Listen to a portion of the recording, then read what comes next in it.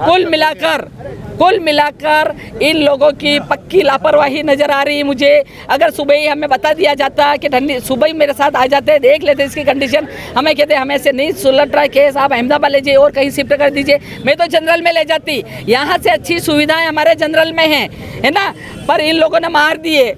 एक छोटी सी बेटी माँ को जिन्हें मतलब कैनुला लगाना तक नहीं आ रहा है, वो ये कह रहे थे कि हाथ की नसें नहीं मिल रही है। डेथ हमारी दीदी की काफी पहले हो चुकी थी, लेकिन फिर भी वो हमें गुमराह करते रहे कि नहीं हमारे प्रयास जारी हैं। जब तक हमें इन्होंने घुमाया कि जैसे ही पुलिस का जाब्ता आया, कम से कम 40 से 45 पुलिस वाले हाथ में लाठियां, आंसू गैस सभी से लैस होकर के आए और बंदूकें भी थी कई के पास। धक्का देकर लिफ्ट में डालकर नीचे भेजा गया परिजनों को। एक एक बात पता है, यहाँ पर कत्ल खाना खोल रखा है, लाइसेंस देके खोल रखा है कि उसके बाद उनको छोड़ दिया नीचे कि ले जाओ, ये डेड बॉडी हो गई।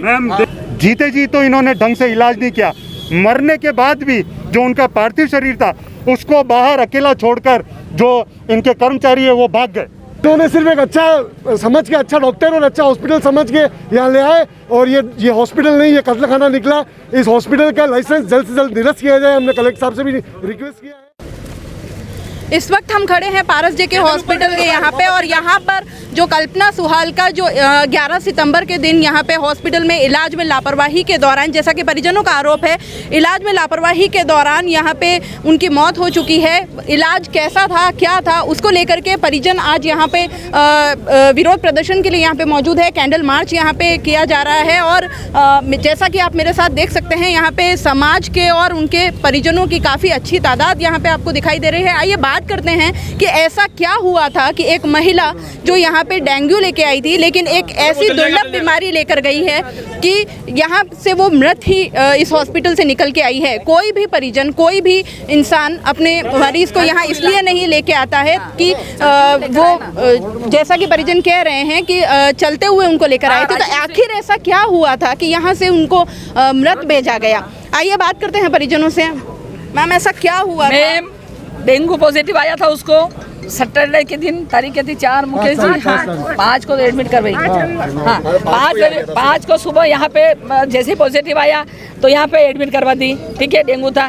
3 दिन में उसके प्लेटलेट्स घटते गए, 50,000 आ गए लास्ट। फिर उसको फीवर भी बिल्कुल उतर गया चौथे दिन से, और 1000 प्लेटलेट 50 से 51 हो गए। दूसरे दिन 56 हो गए, 5,000 और बढ़ गए। फिर हम बिल्कुल टेंशन मुक्त हो गए, फीवर बिल्कुल नहीं था। ठीक है, इसके अलावा उसी दिन 11 को सुबह एकदम ठंडी हो गई।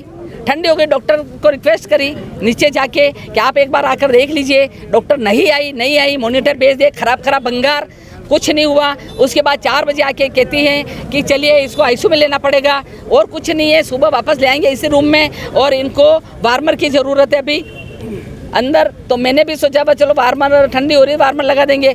और अंदर जाते ही आईसीयू में मैं भी गई अंदर, मैंने कहा मैं अंदर आऊँगी। उसने कहा, मेरी बेटी डरी कि आप मेरे साथ ही अंदर आना। मैंने कहा ठीक है, डॉक्टर को कहा मैं अंदर आऊँगी, मैं नर्सिंग स्टाफ हूँ, मैं मेडिकल साइंस से रिलेटेड है, आप समझते हैं सारा कुछ। और उसके बाद एक महिला जो खुद मेडिकल फील्ड से रिलेटेड है, अगर वो कोई बात ऐसा कहती है, अगर वो कोई इल्ज़ाम लगाती है, तो उसे हल्के में नहीं लिया जा सकता। अगर कोई ऐसा व्यक्ति जो इसके बारे में जानकारी नहीं रखता हो, अगर वो कोई ऐसी बात कहता है, तो चलो एक बार फिर भी ये मान लिया जा सकता है कि शायद जानकारी के अभाव में लोग या परिजन या शायद इमोशंस के उसमें आकर परिजन ऐसा कह रहे हैं। लेकिन जो व्यक्ति ये समझता है, अगर वो कोई आरोप लगाता है, तो उसे बिल्कुल भी हल्के में नहीं लिया जा सकता। आगे क्या हुआ था मैम? फिर शाम को 4 बजे उन्होंने कहा चलो, वो डॉक्टर आई फरीदा मैडम, उनके असिस्टेंट मैडम की। मैंने कहा डॉक्टर साहब नहीं आ रहे हैं, क्योंकि उन्होंने कहा आईसीयू में ले लो, मैं आईसीयू में मिल लूँगा, देख लूँगा।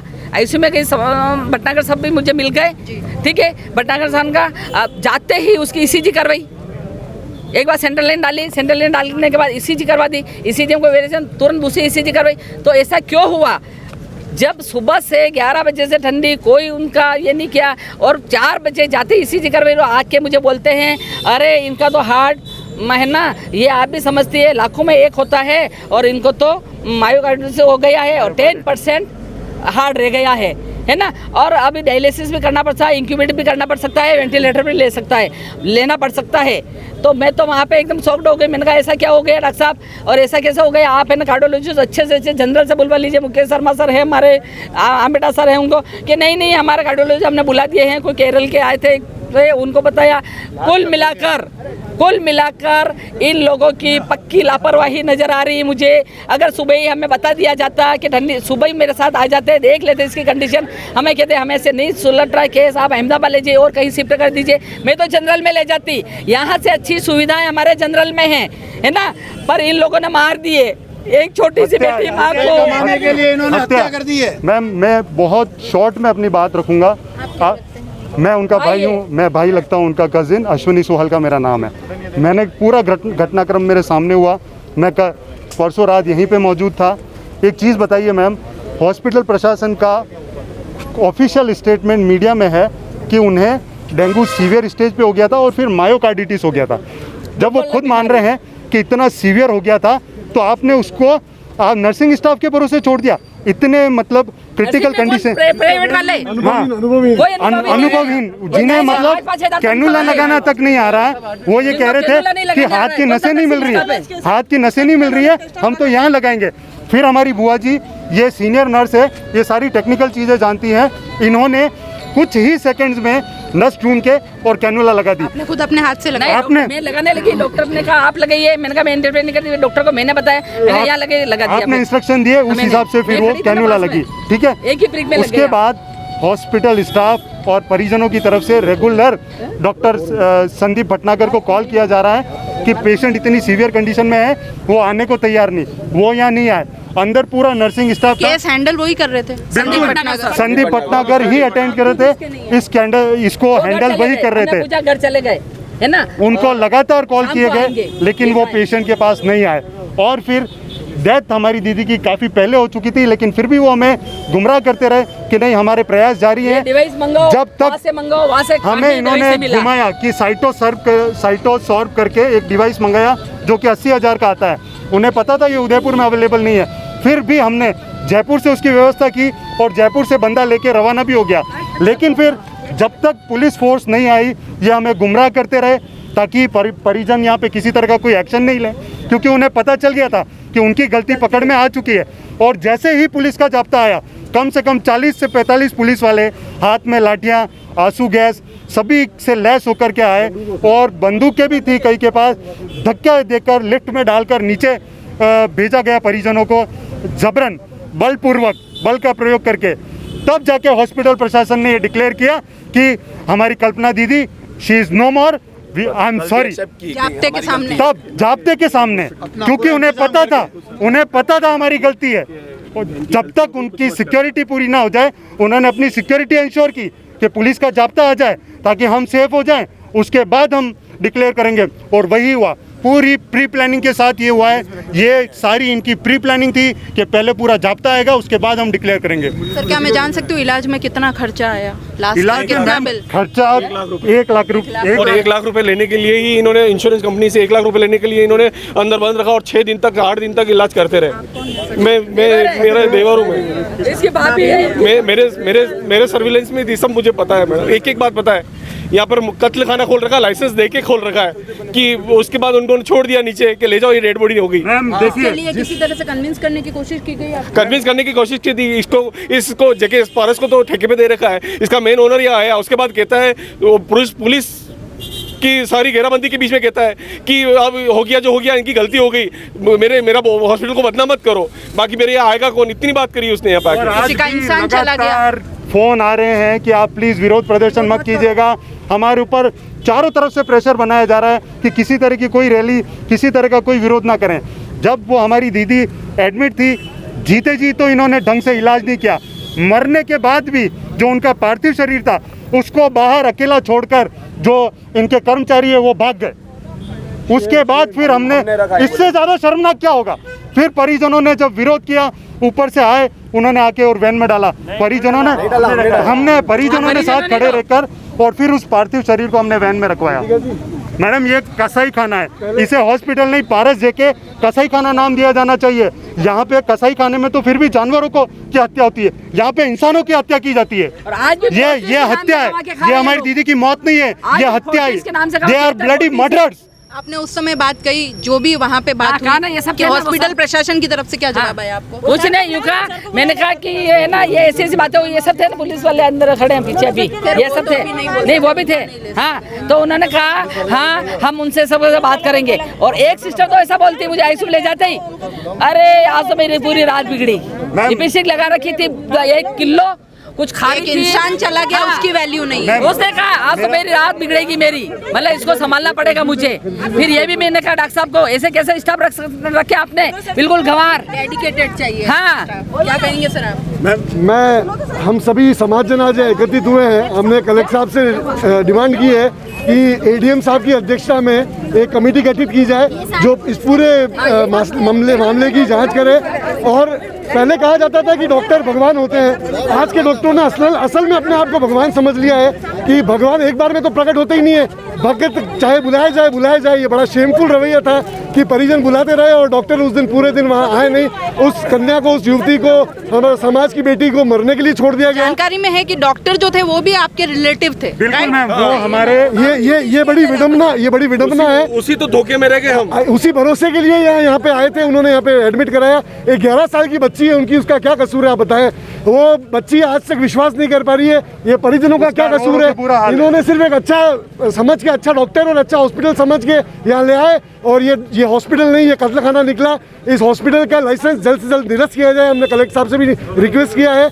वो लड़की तो वापस आ नहीं सकती, बट आगे से उदयपुर में कोई और कुसुम की हत्या ना हो, कोई और ऐसी बलि ना चढ़े, ये हम सभी का प्रयास है। क्या चाहते हैं सर? गैर इरादतन हत्या का केस दायर करवाना चाहता हूँ मैं, बस और कुछ नहीं चाहता हूँ।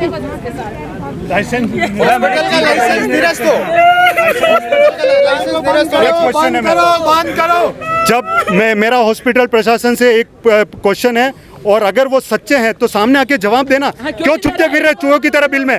आपने इतना बड़ा लवाजमा, इतना बड़ा पुलिस फोर्स आपने बुलाई ना, तो आप हमें एक स्क्रैच बता दीजिए जो हमने हॉस्पिटल में लगाए हो, कि परिजनों की तरफ से अगर कोई हिंसा इनिशिएट की गई हो, या किसी के साथ कोई गाली गलौज की गई हो, या किसी के साथ हमने मार पिटाई की हो, आप बता दीजिए। आपके पास तो सीसीटीवी कैमरा लगे हुए ना, निकालिए फुटेज और साबित कीजिए कि इतना बड़ा जो आपने पुलिस का लवाजमा, इतना फोर्स बुलाई, वो किस लिए बुलाई? आप एक स्क्रैच, कांच तो फोड़ना बहुत दूर की बात है मैडम, तोड़फोड़ बहुत दूर की बात है। हॉस्पिटल प्रशासन सिर्फ एक स्क्रैच बता दे, जो कि सुहाल का परिवार ने अगर यहाँ पे एक स्क्रैच भी हॉस्पिटल में लगाया हो तो बिल्कुल सभ्य तरीके से मान्य हुए हैं। सुहाल का यूं नहीं है, हमको यूं नहीं है, कोई गंवार भी नहीं है ना। हमें पूरी आशा है आप सीबीसी न्याय दिलाएंगे। पूरा हम राइट दंगे होते हैं, दंगे के टाइम पे जो फोर्स आती है ना मैडम, उस तरह से फोर्स आई थी। विजुअल्स मौजूद हैं, मीडिया प्लेटफॉर्म में, पब्लिक डोमेन में मौजूद है। आप देखिएगा, मेरे पास विजुअल्स है, मैं आपको शेयर करूंगा। आप देखिएगा किस तरह का पुलिस फोर्स थी, उनके हाथ में लाठियां थी। किस लिए आती है मैडम बताइए? लाठी वाली पुलिस फोर्स, आंसू गैस वाली पुलिस फोर्स किस कंडीशन में आती है? ये आज है ना नर्सरी क्लास का, नर्सरी प्राइमरी स्कूल का बच्चा भी बता देगा कि जहाँ राइट्स होते हैं, जहाँ दंगे होते हैं, वहाँ पे इस तरह की। क्या हम दंगा ही हैं? क्या आतंकवादी हैं हम? शेम मतलब अपनी गलतियों पे लिपापोती करने के लिए, अपने गुनाहों को छुपाने के लिए आपने पुलिस फोर्स बुलाई। उसके बाद आपने डिक्लेयर किया कि हमारी दीदी इस दुनिया में नहीं रही। डूब के शर्म से मर जाना चाहिए। आप भाई हैं, हाँ बोलिए, क्या कहेंगे? मैं बस यही चाहूँगा, जो हुआ आगे, इससे आगे से किसी की बहन या बेटी के साथ ऐसा नहीं होना चाहिए। अस्पताल वालों की घोर लापरवाही ने हमारी बहन को छीन लिया। उनकी 11 साल की बेटी है, उसका क्या होगा अब वो सोचना चाहिए था। हमारे जिया जी का क्या होगा? ये अस्पताल प्रशासन, और स्पेशली मैं नाम लेना चाहूँगा डॉक्टर संदीप भटनागर, जिनके विश्वास पर हमारे रिलेटिव होते हुए आए और वो हमारी दीदी को आईसीयू में छोड़कर घर चले गए। उनको मालूम चल गया था, वो हमें सुबह बोलना चाहिए था कि अहमदाबाद ले जाओ, मेरे से कुछ गलती हो गई है, लेकिन उन्होंने नहीं बताया, मरने के लिए छोड़ दिया। और लास्ट में पुलिस बुला कर बोला कि नहीं मर गए। 4 घंटे तक कोई एक्शन नहीं लिया। और 4 घंटे तक एक्शन नहीं आया, और लास्ट में पुलिस बुला के एक्सेप्ट कर रहे हैं, नहीं हमारी गलती है। बुआ बोल रहे हैं सीसीटीवी फुटेज निकालो, उन्होंने बोला है कि हमारी गलती है, हमारी गलती से हुआ। डॉक्टर कहलाने का हक वो खो चुके हैं। संदीप भटनागर, शर्म करो। कसाई संदीप भटनागर। जेके पारस का लाइसेंस, जेके पारस का लाइसेंस, कल्पना के हत्यारों को, कल्पना के हत्यारों को, कल्पना के हत्यारों को, जेके पारस का लाइसेंस।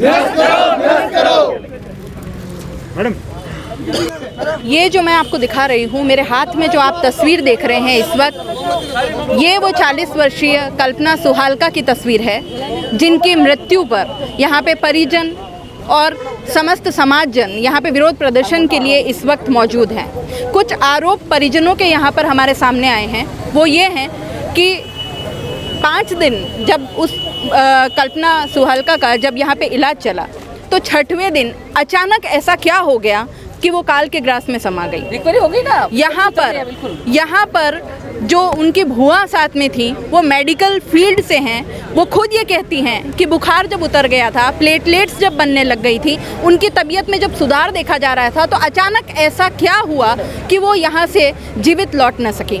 दूसरा, जो सबसे बड़े आक्रोश का कारण परिजनों में हमारे सामने आ रहा है, वो ये है कि अगर मृत्यु हो भी गई, अगर कोई लापरवाही हो भी गई, अगर उनकी हालत भी अगर ऐसी खराब हो भी गई, किसी भी बिना किसी लापरवाही भी अगर ऐसी कोई हालत खराब हो गई होती, तो पुलिस जाब्ते को बुला के उनके सामने डिक्लेयर करने, ये कहाँ का रूल है या ये ऐसा क्यों किया गया? कि क्या परिजनों का ये कहना है कि क्या हम कोई टेररिस्ट थे, क्या हमने कोई यहाँ पे हमने दंगा किया, या हमने कोई एक स्क्रैच भी अगर हॉस्पिटल प्रॉपर्टी को हमने नुकसान पहुँचाया हो, तो फिर अगर पुलिस जाब्ते को बुलवाया होता तो समझ में आता। पुलिस जाब्ते का इसमें कोई रोल या कोई गलती हम ये नहीं कह सकते, क्योंकि हॉस्पिटल प्रशासन अगर बुलाएगा तो व्यवस्था बनाए रखने की जिम्मेदारी पुलिस डिपार्टमेंट की है और वो बखूबी इस काम को करेंगे, इसमें उनका कोई रोल नहीं। लेकिन हॉस्पिटल प्रशासन के द्वारा पुलिस जाब्ते को बुलाया ही क्यों गया, ये एक बड़ा सवाल परिजनों के मन में आक्रोश के साथ में आ रहा है। दूसरी बात यह है कि यहाँ पे जब तक परिजनों से पैसे लेने होते हैं, जब तक बिल क्लियर नहीं हो जाता, तब तक उनकी काउंसलिंग की जाती है बिल क्लियर करने के नाम पे, और जैसे ही बिल क्लियर होते हैं यहाँ पे पुलिस जाब्ते को बुलाया जाता है और उनके सामने ये डिक्लेयर करके छोड़ दिया जाता है। यहाँ पे dead body as it is छोड़ दी गई, परिजनों को सुपुर्द करके गाड़ी में व्यवस्थित, जिस तरीके से हम हमेशा देखते आए हैं उस तरीके से तक एक सम्मानजनक विदाई तक ये हॉस्पिटल नहीं कर पाया। इस बात को लेके भी कहीं ना कहीं परिजनों में आक्रोश है।